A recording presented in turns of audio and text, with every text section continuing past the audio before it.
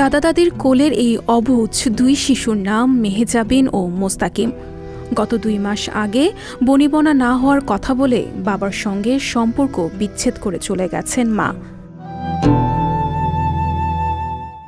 কিন্তু ভাগ্যের নির্মম পরিহাস, 4 আগস্ট ছাত্র আন্দোলনের সময় ঢাকার যাত্রাবাড়ি এলাকায় গুলিবিদ্ধ হয়ে নিহত হয়েছেন বাবা রিয়াজুল তালুকদার। এখন এই শিশুদের একমাত্র আশ্রয়স্থল দাদা দাদি। কিন্তু অভাবের সংসারে নাতি নাতনির ভবিষ্যৎ নিয়ে দুশ্চিন্তায় পড়েছেন এই বৃদ্ধ দম্পতি। শরীয়তপুর সদর উপজেলার চিকন্দি ইউনিয়নের আবুরা গ্রামের ভূমিহীন কৃষক পরিবারের সন্তান রিয়াজুল প্রাথমিক বিদ্যালয়ের গণ্ডি পার হওয়ার পরেই সংসারের হাল ধরেছিলেন। ঢাকায় দিনমজুরের কাজ করে গ্রামের বাবা মায়ের কাছে সংসারের খরচ পাঠাতেন। 2018 সালে শিমু আক্তারের সাথে বিয়ের পর তাদের সংসারে ফুটফুটে 2টি সন্তানের জন্ম হয়। মাসখানেক আগে পারিবারিক কলহের জের ধরে রিয়াজুলের সঙ্গে সম্পর্ক বিচ্ছেদ করে অন্যত্র চলে যান শিমু। এরপর থেকে তাদের সন্তান মেহেজাবিন ও মোস্তাকিম দাদা দাদির কাছে থাকতে শুরু করে। এই ছেলে আমার ডাক্তার, পানি, কুজের সংসার, বাইগো তর্বতালাপি সর্বচিকিৎসা করছে। তাকে 18 সালে বিয়ে করিলাম। আমার সংসারের লিগেই কাঁদছে, মা বাবার লিগেই কাঁদছে।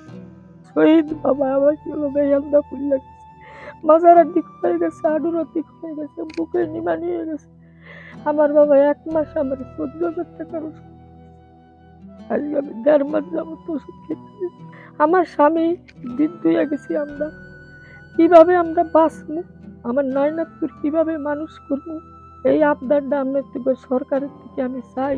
আমার ভাইদের লইয়া, বোনের লইয়া, আমার এই স্বামী লইয়া আমি তাকে সৌন্দর্য করে যদি থাকতে পারি।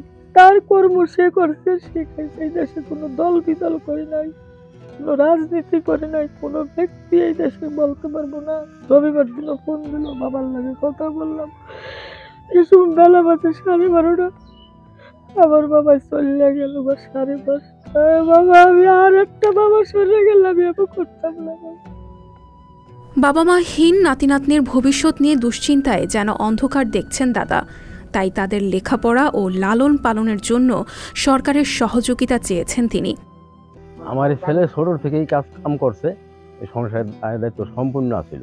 যাই হোক বিয়ে শাদী করছে, একটা ছেলে একটা মেয়ে আছে, এথুয়া মারা গেছে। অনেক 2টা ছেলে মেয়ের দায়িত্ব যদি কেউ নিত, মনে করেন ওই যে লেখাপড়ার দায়িত্ব, এরকম একটা দায়িত্ব যদি কেউ নিতে চাইলে আমি খুব খুশি হইতাম। বাবা সমতুল্য বড় ভাইয়ের মৃত্যুর খবরে যেন মাথায় আকাশ ভেঙে পড়েছে রাসেল তালুকদারের। বড় ভাইয়ের পায়ে গুলি লেগেছে শুনে দ্রুত ঢাকা চলে যান তিনি। এরপর ভাইয়ের মরদেহ নিতে অনেকটা বেগ পেতে হয়েছে তাকে। পরে শিক্ষার্থীদের সহায়তায় ভাইয়ের মরদেহ নিয়ে বাড়ি ফেরেন তিনি। আমার বিকেল 5:30 ফোন দিছে এক ভাই, ভাইয়ের মোবাইল থেকেই। পরে আপনার ভাই তো রিয়াজুল গুলি খাইছে, তা আপনি কোথায় আছেন? আমি বলছি আমি দেশে, হয়তো ঢাকা মেডিকেলে চলে আসেন। তাৎক্ষণিকভাবে এক জামা কাপড় পরেই গেছি গাট। পরে যাইয়া দেখি ভাইয়ারে সেলাইন লাগাই না, ওই মুহূর্তে আর যান তার জীবিত পাইনি। কিন্তু ডাক্তারে আমাদের বলে নাই মারা গেছে। পরে 9টার পর বলছে সে মারা গেছে 7:40।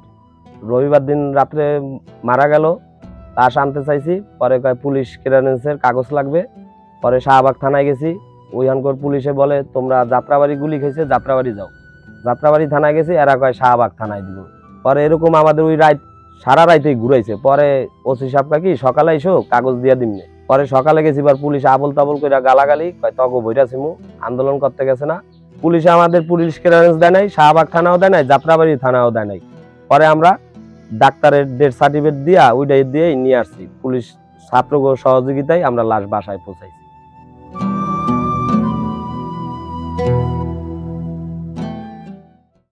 সংবাদ, ফিচার ও অনুষ্ঠানের জন্য ভিজিট করুন সংবাদ প্রকাশের ওয়েবসাইট এবং যুক্ত থাকুন ফেসবুক পেজ ও ইউটিউব চ্যানেলের সঙ্গে।